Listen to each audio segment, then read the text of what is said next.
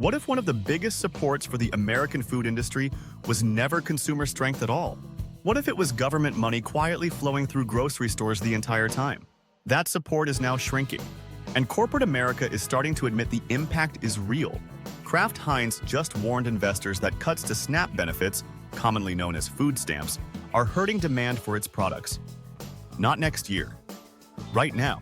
Ahold Delhaize, the retail giant behind chains like Stop & Shop and Food Lion, also admitted lower SNAP spending is dragging down U.S. sales. This matters because SNAP is not some small welfare program operating at the edges of the economy. It is one of the largest consumer spending channels in the United States. Last year alone, the program distributed roughly $95 billion in grocery support. For millions of households, that money was not extra discretionary spending. It was the grocery budget. But now the system is changing. Following new federal work requirements and tighter eligibility rules, more than 3 million people have already left the program. And the number is expected to keep rising as states continue enforcement. Most people hear this story and think it is just another political debate about government spending. But the deeper story is about corporate revenue models.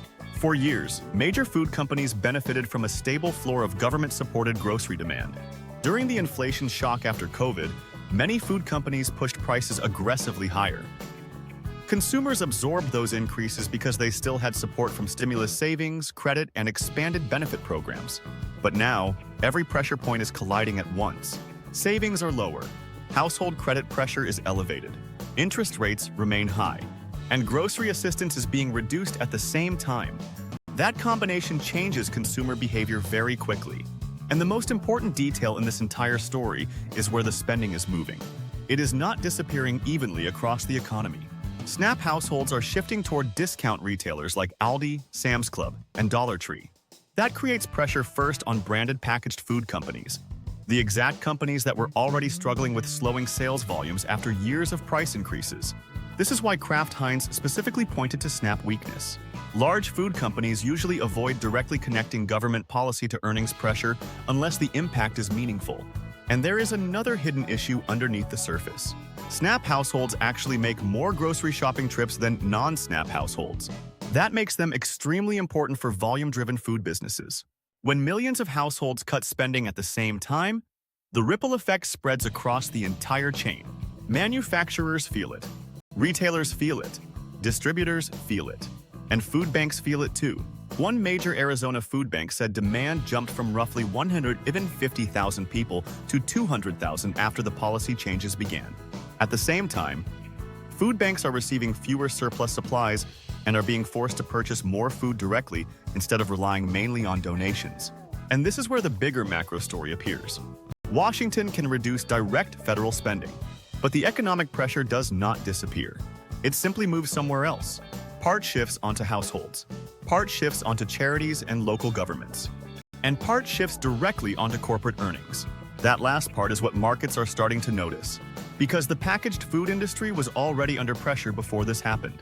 For years, many food companies relied more on raising prices than growing actual unit sales. Now they face a much more price-sensitive consumer. And history shows that once shoppers change habits, they often do not fully switch back.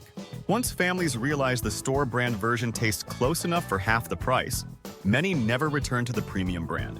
That creates a long-term problem for food companies that goes far beyond 1 week quarter. And this story reaches beyond groceries. The broader U.S. consumer economy has become deeply connected to government-supported demand: housing, healthcare, student loans, industrial subsidies. The government became increasingly tied to private sector cash flow after the financial crisis, and especially after COVID. SNAP is simply one of the clearest examples of what happens when part of that support is reduced.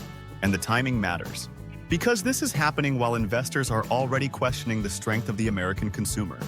The irony is that food companies were always considered defensive stocks, the safe part of the market. But even defensive sectors become vulnerable when purchasing power weakens. And that is why this story matters beyond politics. It is a test of how much American consumption still depends on government support to maintain stability. And markets are only beginning to understand what that means. This is Global Notes by JP. If you found this helpful, comment, like, share, and hit the bell. We're building the strongest macro community on the platform, one signal at a time, together.